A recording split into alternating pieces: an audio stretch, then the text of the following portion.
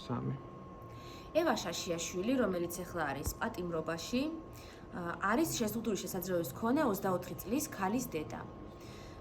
ეს ქალი ახლა იმყოფება საავადმყოფოში, დაწესებულებაში, თუმცა დედამისი დროულად თუ არ გამოუშვეს ციხიდან, ის საჭიროებს მუდმივ ასისტირებას, არ ყავს არც ასისტენტი, არც ვინმე დამხმარე.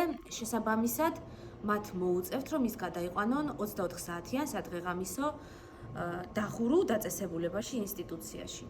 როდესაც პროკურატურის თანამშრომლებთან ჰქონდა ამ დღეებში საუბარი, შეხვედრის ერთ-ერთმა მონაწილემ პირდაპირ კითხა თუ რატომ არ მიდის სასამართლომდე დახურულ 24 საათიან სადღეღამისო ინსტიტუციებში მომხდარი ძალადობა, ანუ შიშიმოპირების მიმართ ჩადენილი.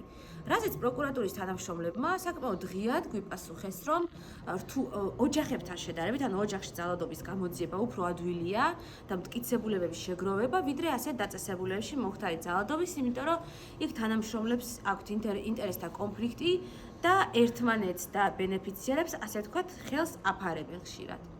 ანუ რა გამოდის, რომ ეს 24 წლის ქალი, ევა შაშიაშვილის შვილი, უნდა მოხდეს ინსტიტუციაში და უნდა ფაქტობრივად დაისაჯოს დედამისის გამო და უნდა მოხდეს მომეტებული და მომატებული ძალადობის რისკის ქვეშ გარემოში, სადაც დიდი შანსი იქნება, რომ თუ მოხდა მის წინააღმდეგ ძალადობა, ის არ იქნება გამოძიებული.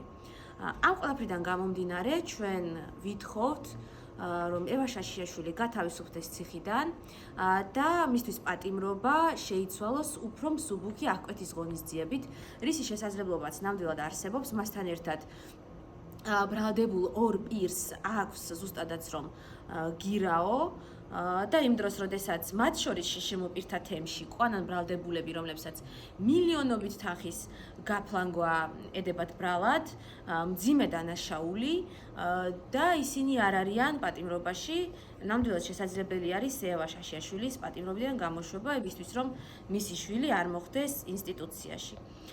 და ამ მოწოდებით, მოთხოვნით ჩვენ ვიკრიბებით გენერალურ პროკურატურასთან გორგასლის 24 ნომერში თბილისში კვირას 7 დეკემბერს 2 საათზე.